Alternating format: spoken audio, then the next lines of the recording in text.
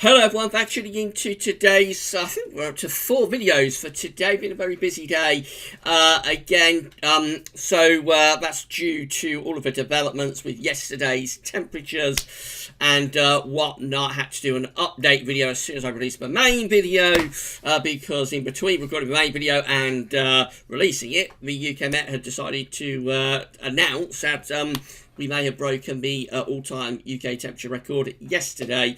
That's provisional, but I had to do an update video, and the upshot is this is the 4th video for today. So we've been pushing out the content. Hope you've been enjoying it all.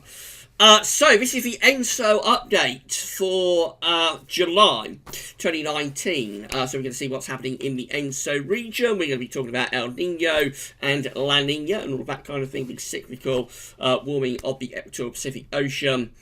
I would normally pre-record this, but I've been so busy with the heat wave and it's been so hot here at Gazo's Towers that I've just been unable to get that done for you. And I forgot about it until around a couple of hours ago, so I'm having to get the update done for you right now.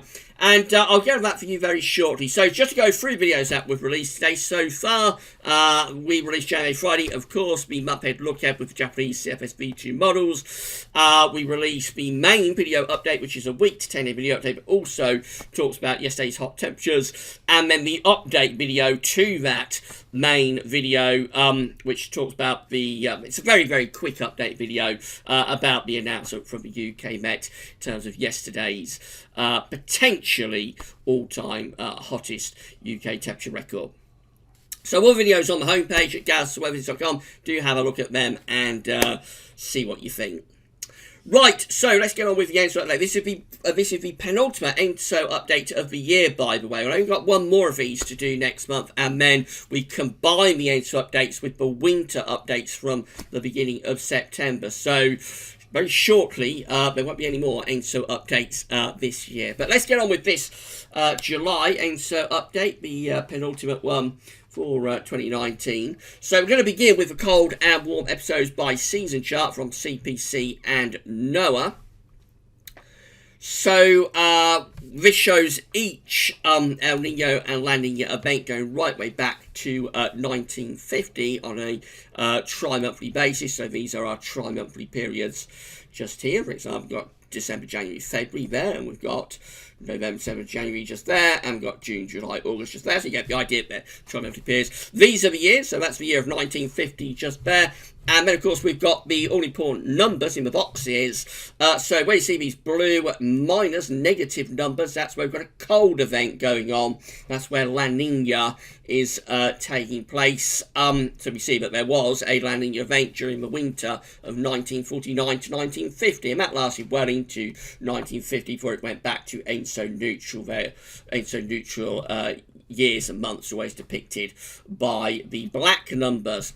El Nino is red numbers, so there we are, 1951 to 1952. We have these red colour numbers in the boxes, and so they are El Nino events going on there. Right, so that's the idea. We scroll down through the years of the decades to the current year, 2019. You can see we have been having a weak El Nino.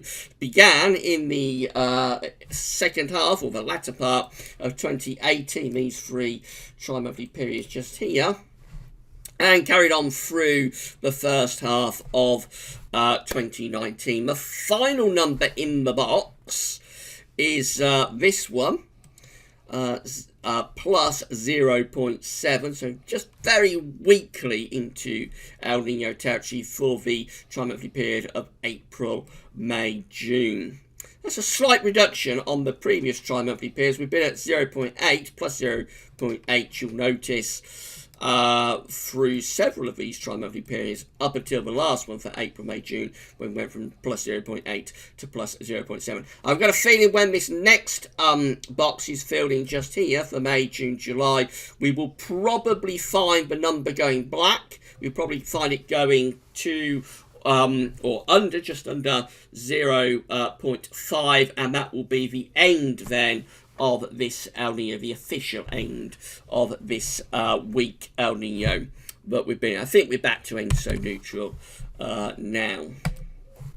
So how about sea surface temperature anomalies? We're looking when we did last month's ENSO update back in June. So of course we're looking at the Equatorial Pacific Ocean, the sea surface temperature anomalies from Indonesia, just there, over to Peru.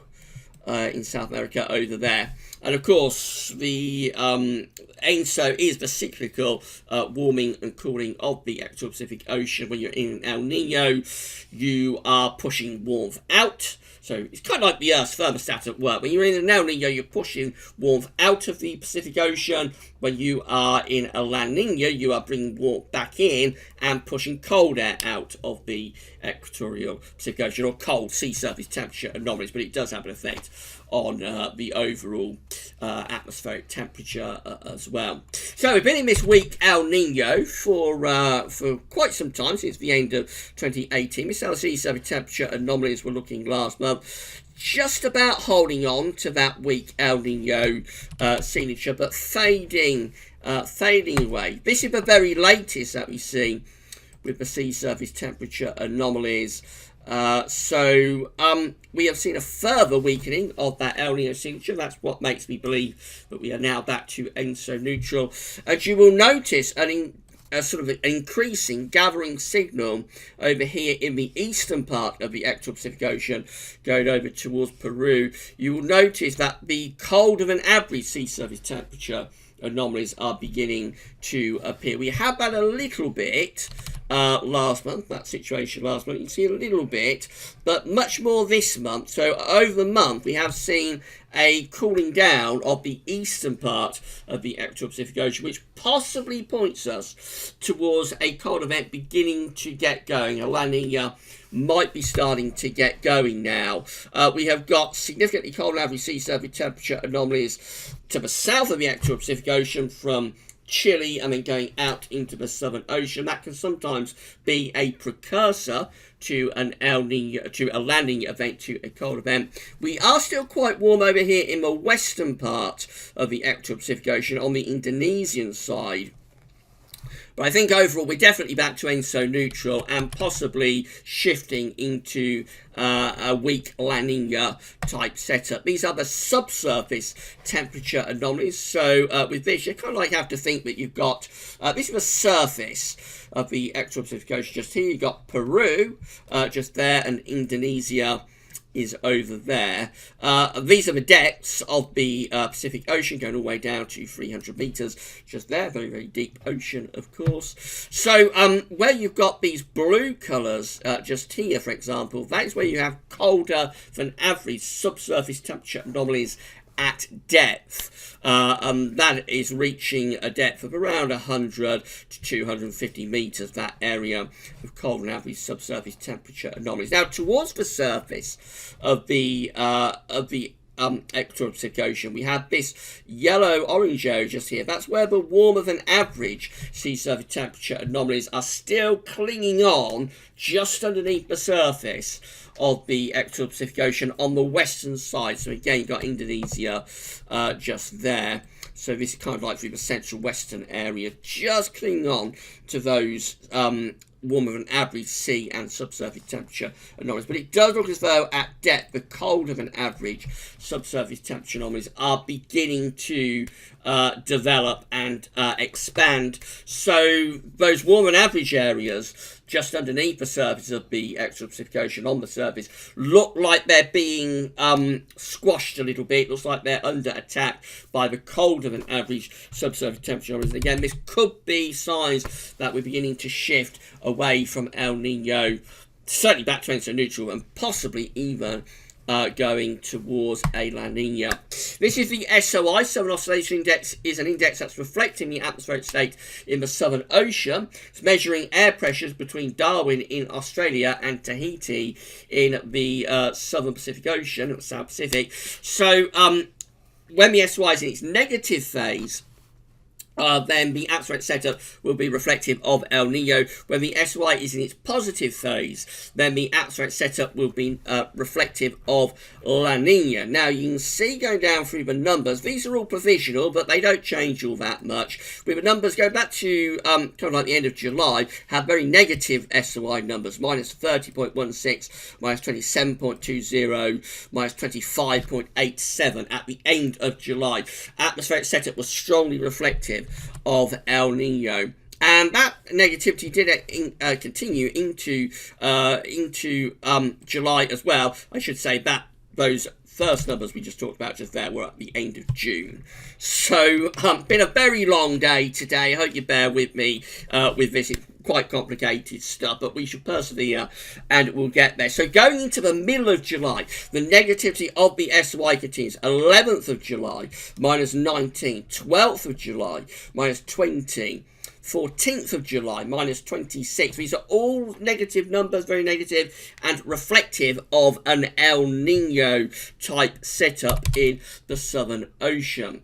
But if we come up to the more recent numbers, you can see that extreme negativity has eased off. We are still getting some negative numbers, but not as negative, and we're also getting positive numbers beginning to appear as well now. So, for example, we've got the 19th of July at minus 6, not as negative as it was earlier on in the month. We've got 20th of July at minus 2, 21st of July also at minus 2. These are just very, very weakly, very weak El Nino type territory. 22nd of July at plus 5.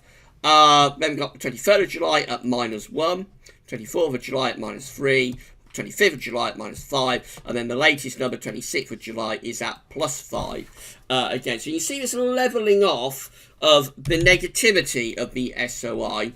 And that's depicted by this graph just here, which on the red line is the 30-day SOI average. You can see how it bottoms out there through the first half of July, down to around minus 14 to minus 15. Now it's up here. It is still negative. It's at minus 10. So it's gone from minus 15 to minus 10, really, with the SOI. It's still negative, but it's less negative, you see what I mean? It's beginning to stage a recovery. Not yet back for the 30-day average, not yet back to ENSO neutral, but certainly we're beginning to see a bit of a change within the atmosphere now, potentially starting to move away from being in a strong El Nino setup to something rather more akin to ENSO neutral.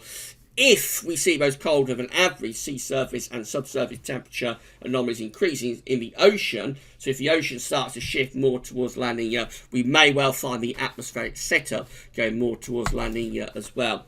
That's the way the CFS V2 wants to go. So this is the latest forecast from the CFS V2. We've got the dates along the bottom in monthly periods, temperature anomalies along the side.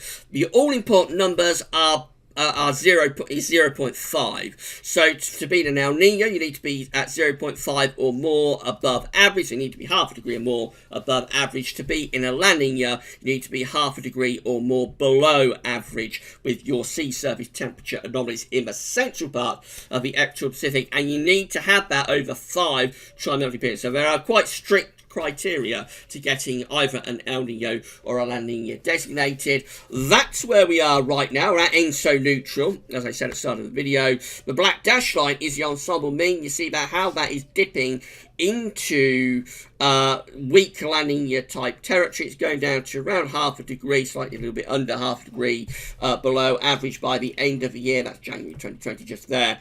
And then in the early part of 2020, beginning to stage a recovery back to ENSO neutral. CFS V2 has shifted quite a bit over the past few months. It was a couple of months ago going for a continuation of weak El Nino, but now it is taking us into weak La Nina by the middle of the autumn. This is all reminiscent of what happened during 2017. This is the CFS V2 forecast for the ENSO region during July 2017, generally keeping us around ENSO neutral really in July 2017. Look how it changes though by taking it through to August 2017. It's hinting at going into a weak landing. You notice that black dash line going down there in August 2017, and then that signal is strengthened in September 2017, going down into definite landing territory. So the CFS does shift quite a lot. It can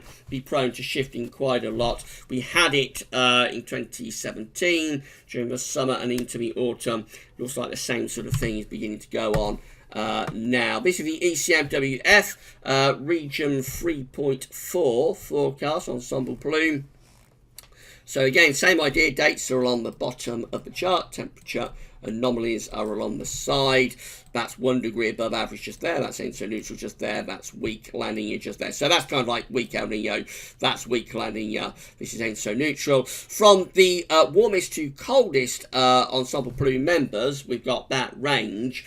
So the warmest members are kind of at weak El Nino, the coldest members are kind of at weak La Nina levels. The broad thrust of the ensemble plume though is probably around here, which is around ENSO neutral actually. So the ECMWF is slightly less bullish about moving towards the La Nina compared to the CFS. It looks like the ECMWF ensemble plume wants us to be at around ENSO neutral. And then finally JAMS Tech, again going for ENSO neutral conditions. It's the same idea. We've got the temperature anomalies on the side, dates in monthly periods along the bottom. So we're starting off at now, we're at ENSO neutral. The red line is ensemble, mean that keeps us around ENSO neutral going through to the end of the year. A little bit less bullish than the CFS about going into a La Nina. Let's see how JAMS Tech performed during this point in 2017. So if we go back to July 2017, just there, this was the forecast. In July 2017, you notice it was keeping us at ENSO neutral, but on the warm side at this point in 2017. Let's see how it shifted if we go through to August 2017. Again, August 2017 still keeping us at ENSO neutral. You see how a lot of these models do favour El Nino warm events. They have to be dragged kicking and screaming to cold events. I'm not sure why that is. There's some sort of bias at work with some of these long range sort of climate models. But by 23 to September 2017, it was just about getting into weak La Nina territory with its forecast in September 2017. October 2017, just that looks like that again, weak La Nina. So the shift with JAMS Tech from ENSO neutral on the warm side to a weak La Nina for winter 2017-18, which is what we had, of course. The shift from JAMS Tech happened from August to September. It took a very long time for JAMS Tech to get there.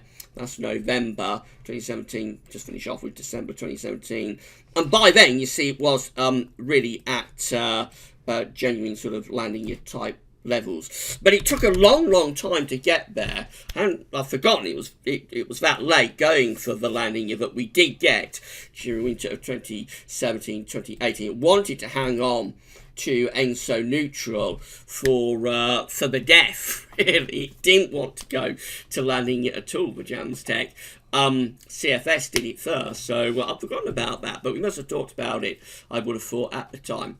Anyway, so where we are right now is that we are back to ENSO neutral, I think, and I would suspect we'll confirm that with next month's update when we get the season by season charts updated at CPC. So I think we're back to ENSO neutral. We are seeing a cooling of the equatorial Pacific Ocean in the eastern part of the equatorial Pacific Ocean, possibly taking us towards a La Nina signature. CFS V2 wants to move us into weak La Nina territory by the middle of the autumn. ECM and JAMS Tech are saying ENSO neutral will continue till the end of the year, but we have already established that these models do tend to have to be dragged kicking and screaming into a cold event. So we shall see. I suspect next month we may well see the signature of La Nina increasing a bit more and we'll see what happens. We first spoke about this potential La Nina for the winter of 2019-2020. We first spoke about this in the April ENSO update at Gazos. I think we was one of the first people online, really, to discuss the possibility of a La Nina for winter 1920. So if winter of 2019-2020, if that turns out to be a La Nina winter, remember, you heard it here first. Right, that's it for today's videos. We'll have the final ENSO update of the year for you next month, by the way, and then we combine them with winter updates. So we look at ENSO every week with winter updates. We won't need to do ENSO updates after next month. But that's all for now.